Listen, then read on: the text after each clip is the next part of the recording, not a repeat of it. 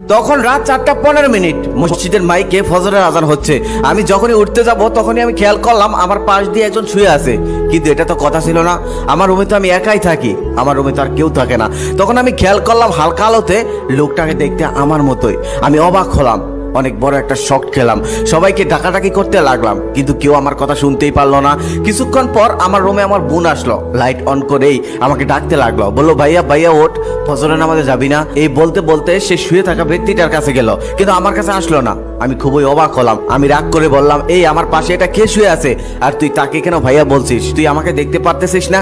তবে সে আমার কথার কোনো কর্ণপাতই হলো না। আমার পাশে শুয়ে থাকা মানুষটার শরীরে হাত দিয়ে এসে চিৎকার করে কাঁদতে লাগলো। ঠিক তখনই বাবা মা দৌড়ে আসলো, বাবা মা এসেও চিৎকার করে কাঁদতে লাগলো। মা বিষয়টা বোঝার সাথে সাথে অজ্ঞান হয়ে মাটিতে পড়ে গেল, কিন্তু আমি কিছুই বুঝতে পারতেছিলাম না।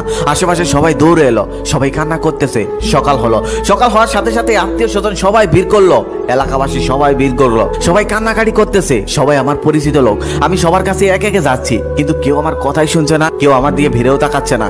সবাই ওই লোকটাকে নিয়ে ব্যস্ত, যে লোকটা আমার মতো দেখতে। আমি বুঝতেছিলাম না এগুলো কি হচ্ছে। আমি তখন একটা জিনিস ভেবে অবাক হলাম, গতকাল আমি অসুস্থ ছিলাম, আমার হালকা জ্বর ছিল, ঠান্ডা ছিল, কিন্তু আজকে আমার মনে হচ্ছে আমি পুরোপুরি সুস্থ।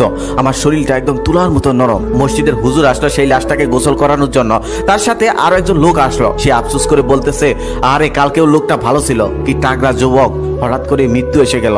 মৃত্যু কত সহজ। আমি কথাগুলো সব শুনছিলাম। তারপর তাকে গোসল করানো হলো, গোসল শেষ করে তাকে কাফন পরানো হলো, কাফন পরিয়ে তাকে খাটিয়ে রাখা হলো, আর মসজিদ থেকে একটা কালো কাপড় এনে তাকে ঢেকে দেওয়া হলো। সবাই এক নজর করে দেখছিল, আর আফসোস করছিল, আর কান্না করছিল। বাড়িতে কান্নার ঢল, কিন্তু আমি কিছুই বুঝতে পারতেছি না, কেউ আমাকে দেখতে পারতেছে না। সবাই ওই লাশটাকে নিয়েই ব্যস্ত।